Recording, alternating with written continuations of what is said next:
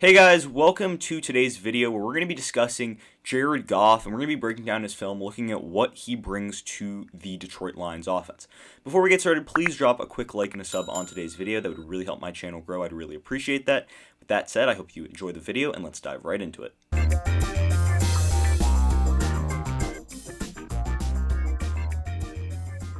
So let's start with the stats as I do with all of these videos. And here we're going to look at his stats from 2020. I mean, he led the Rams to a 9-6 record, throwing for just shy of 4,000 yards, 20 touchdowns, and 13 interceptions on a 67.0% completion percentage, which is actually the highest of his career. But if we look at his yards per attempt, and especially yards per catch, it was one of the lower ones of his career. So he wasn't throwing the ball as deep and as long, especially, the offense. That's just not what the offense was doing. It was much more across the middle of the field, to the outside of the field, but it wasn't really those deeper throws. He averaged only 10.7 yards per completion, which was obviously, it was the second lowest of his career since his rookie year. But nonetheless, Jared Goff, I think, is still a guy where I think this man, he's still top 15, top 16 potential quarterback in the NFL. And he did a lot of winning at his time with the LA Rams. I mean, this guy coming into the league in 2016, other than his rookie season where he led the Rams to an 0-7 record with him starting games, I mean, he hasn't had a losing season since. So he's a winner. He made it to the Super Bowl a few years ago, although he lost it. I mean, he's been to the playoffs countless times. He has the experience. And to be honest, in a way, he's just a kind of worse version of Matthew Stafford. But now, though, let's look into the film analysis and really look and dive deep into what the Lions are getting in a guy like Jared Goff and what does he really bring to this Lions offense. So the first thing I want to show you guys is Jared Goff and his ability to throw the ball towards the middle of the field, really seeing what the defense gives him, seeing where the defense is, where the defense isn't.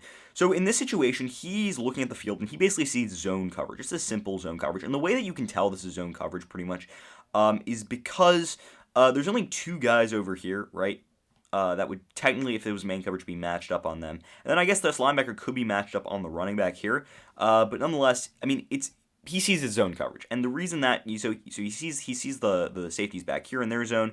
He sees that this is going to be a corner over here in his zone. There's going to be two linebackers over here, and also it's a 1st and 10 play. Like he understands where the zones are, but he also understands that Jared Goff wants Robert Woods on this route through the middle of the field. So that means that he's going to have to get it over the linebacker's head, over this linebacker's head. And in front of the safety. And this is something that Goff does well. I mean, as we, let's just roll the tape here for a second. As we see here, he's able to survey the field and just put that ball into the middle of the air. And as you can see, it's over this guy's head. It's in front of the safety by a considerable margin, which allows for Goff to allow for Woods to go make a play after the catch and go make something happen after the catch. And this is what he does, picks up a few yards after the catch, and that's what Woods' specialty is. But that's because Goff is really good at surveying the field, really seeing where the defense is, and then firing that ball. This also isn't really a great football. I mean, you see it's kind of wobbly, it's kind of wobbling in the air. I don't know if you can see that.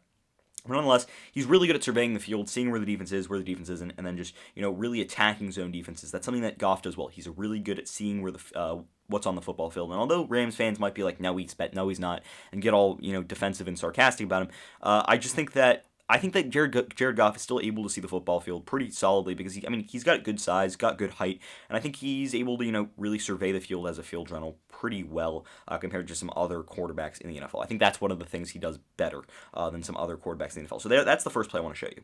The next play I want to show you is a play that utilizes Goff's mobility, and this is the thing that he doesn't do enough of. So Goff is able to be mobile inside the pocket or to set up throws, but he's not really able to be mobile outside the pocket using his legs, and it's something that he could definitely do more of. It looks like he's scared to have a big injury. It looks like he doesn't really want to push the ball downfield with his legs, but he's able to make space for himself using his legs, and this is a good example of that. Also, his best stuff comes off the play action. As you can see, this is just a play action fake right here. He rolls out to his left, and then he's able to survey the field. Goff is really good from a clean pocket. He had that with the Rams last season. The Rams' offensive line was one of the better ones in the NFL. And, with a clean pocket, there's no one really in his area. He's able to really survey that field and then fire a deep ball over the top to Tyler Higbee. Really well thrown football in front of the linebacker and just a perfect dime for Higbee on the money. Goff has that ability to just see the field really well. And see where the defense is and where it isn't. But what I really like from his ability to use his legs to just give himself a clean area to throw from. Because if he was staying right in this situation, like let's just look at that point in a second, right? You could see that he'd had less space to really throw the ball from. And when he gets back to here, he makes the linebackers move. As you can see, that this defender's already been beaten, and then he's able to just send that ball over the top. So his ability to use his legs to just give himself a little bit more space to operate from is something he uses really well. And then he's just got that really good deep ball ability with touch, especially. I mean, this is a great ball with touch and just finesse, where he's able to just get it over the head of the linebacker and into his receiver's arm. So really good throw here by Goff. And this just shows his ability to use his legs to, create a better angle for himself, and his ability to just, throw from a clean pocket and just be really dynamic and accurate with those deeper throws, especially with those deeper throws with touch. So this is a really good job here by a guy like Jared Goff. The next play I want to show you is another play where he's able to roll out. And once again, as I was talking about, his best work is the stuff that happens off play action. As you see, this is a fake pitch here. And as he, turns to his left, right, what I would have loved to see him is continue running. But he has the speed and he has the mobility and the athleticism to do that, except he doesn't really do that. That's one thing I really want to see him do more of in Detroit than what we saw of him in LA. But nonetheless, he's really good at, just getting outside the pocket, getting away from the pressure, right? As you can see, there's tons of bodies over here. So now he's just moving into open space and giving himself a clean area to throw from. And then he's able to just fire a dime to his receiver, pick up a first down, and continue to move the chains in a tight game. And that's the thing that Goff does well. I mean, when he uses his legs to, give himself a clean area to throw from. And this is what he does well. And then he's able to just make accurate passes. When he doesn't get pressure in his face, he's one of the accurate quarterbacks in the NFL. And that's where he excels. He excels off the play action. He excels off the defense making mistakes. And you can see this right here, right? Off the pitch, all these linebackers move down here, right? And this allows for the open space behind for this receiver to run into. As he moves that way, then he's able to throw over the top. And this is just a simple play design, but it's so effective because Goff is able to use his legs and his mobility to just give himself a better angle to throw the ball from. I would like to see him use his legs and mobility a little bit more to run the ball and pick up yards with his legs, but nonetheless, really good job here by Goff, using his legs to get outside the pocket and then throwing on the run. Moving to his left, using his right arm to throw. Obviously, he's a righty. That's still a really good throw here for a guy like Jared Goff. Really good job by him in this situation. The next thing I want to show you is Jared Goff using his deep ball ability. And this is something that I want to talk about a little bit because of, that's something that you really want to see from quarterbacks in the NFL. You want to see their ability to throw the deep ball. Goff definitely has that ability. As I said, the biggest plays that he does are all off the play action. All of them. Legitimately all of them. So this is another play action play, gets these linebackers to bite, but really what he wants here is he wants Robert Woods, who's actually in motion across the edge, he's pretty much going to run a wheel route. So he's coming from this side, and then he's just going to go all the way to the end zone. And Goff has this ability to just launch this ball into another dimension. And this is a deep throw, right? Woods catches that at the 20-yard line, right, over these two defenders' heads. Really good ball here thrown by Goff. And Goff is sending this from his own 35. So this is a 30, 45-yard throw with power and accuracy. And although it's not a perfect spiral here, it's a little wobbly. Nonetheless, gets the job done, picks up a touchdown, and gives his team the lead. So Goff, when he uses stuff off play action, when he's from a clean pocket, he's deadly accurate. So the number one thing is that you got to protect him. And although the Lions do have one of the, they don't have a great O-line, but they do have a solid offensive line. They're probably going to want to add a few more pieces to really protect him in front, to really make sure that they have a true, players up there that can really, get the job done in protecting Goff. But nonetheless, when Goff is protected, when he uses play action, when he throws the ball downfield, when he's doing it from a clean pocket, he's really good at it, really accurate with it. And once he's pressured, once you're getting in his face, that's when we start to see issues. And we'll get to see a little bit more of that as this progresses, as we get into some of his mistakes. But nonetheless, when he's throwing the ball deep from a clean pocket, he's really accurate. And this is something you see here in this clip. The next play I want to show you is a play that shows off his arm talent. Once again, his deep ball ability in this situation. Once again, I keep on talking about it. Clean pocket, that is where Goff excels from. So the Lions really are going to need to make sure that they keep Goff clean if they want him to be really good for them. In 2020, Goff was only sacked 23 times. He's never been sacked more than 33 times in his career. So this guy hasn't been sacked a lot. In his 5 seasons, he's only been sacked 130 times, just under 130 times. So you see clean pocket here. But nonetheless, when he's in a clean pocket, when he's able to see the field really effectively, he's very accurate. And this is another situation where he throws a deep ball, which, in this situation, is a little bit short. It's a little bit short and a little bit off the wrong shoulder.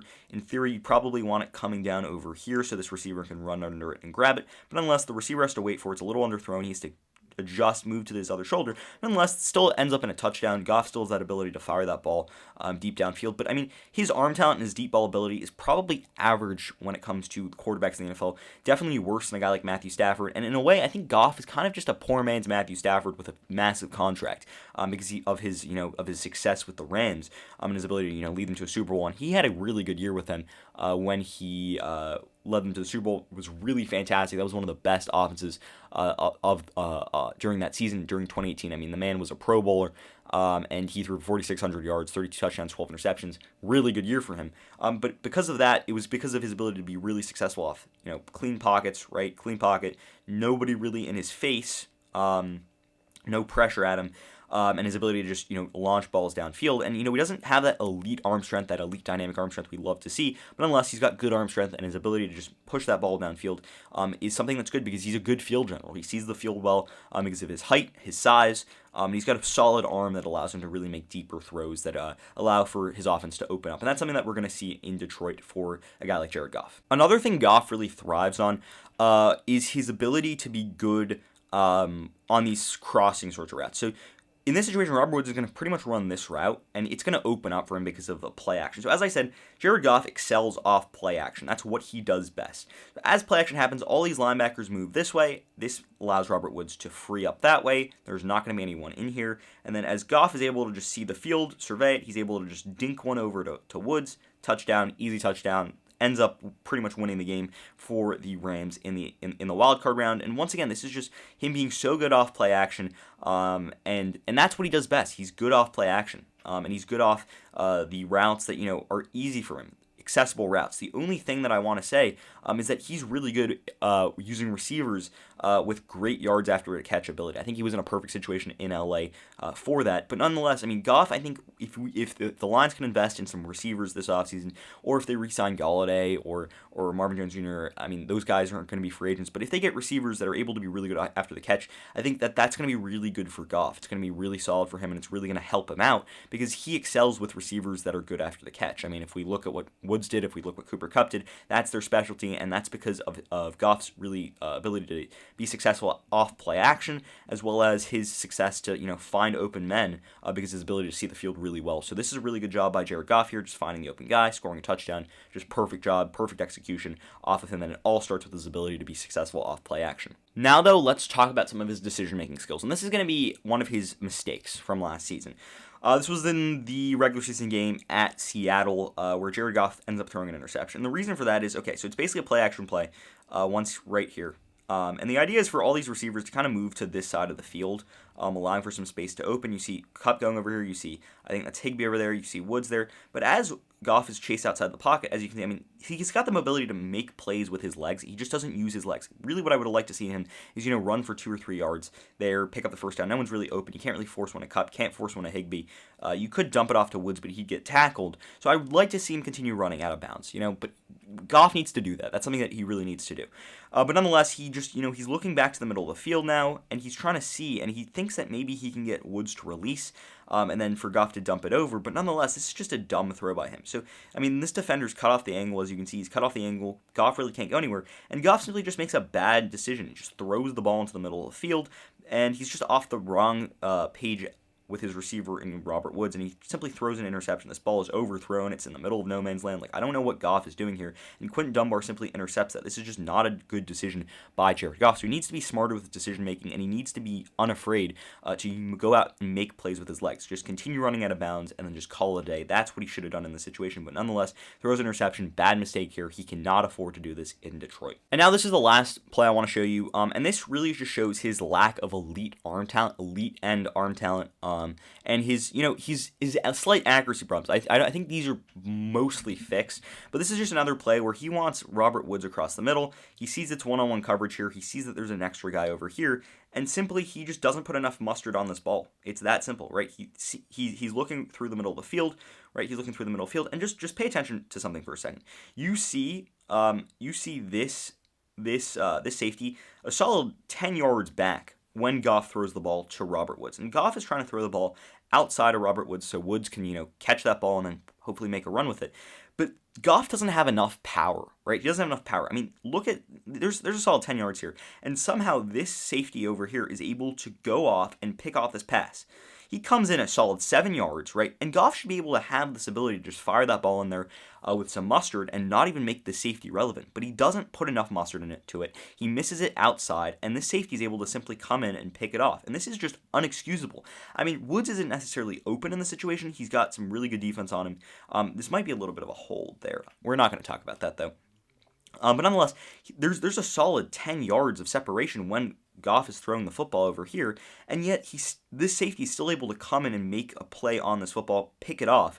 And you see, if this was a top 10 quarterback in the NFL with legit arm power, this safety would probably be here, or maybe here, when this ball's in the hands of Robert Woods. But nonetheless, this ball just doesn't have enough mustard on it. It's over the middle of the field. It's in a dangerous area, and he's just simply not accurate enough with it, and it gets picked off. This is something it's another thing that just shows that Jared Goff doesn't have that elite arm strength that a lot of prospects thought he had coming out of college. They thought he had really, really top-end arm strength, but I mean, this is a play that just shows he doesn't have that elite NFL arm strength. He's got good arm strength. He's probably got average to below average arm strength. Probably, I'd say average arm strength, but he has some throws that are above and below that line. But nonetheless, he does not have the elite arm strength that Matthew Stafford, who's a guy who's a big gunslinger, had. And I don't know if Matthew Stafford had elite arm strength, but he definitely had better arm strength than a guy like Jared Goff. So this is just another play that shows where Jared Goff really needs to improve, improving that arm strength, improving that ability to just see the field, which is something that he typically does do, but just adding more mustard to the ball and being a little bit more accurate, especially over the middle of the field. So with that said, I think Goff is still a really good addition for this Detroit Lions team. I mean, if we look at the trade that they made,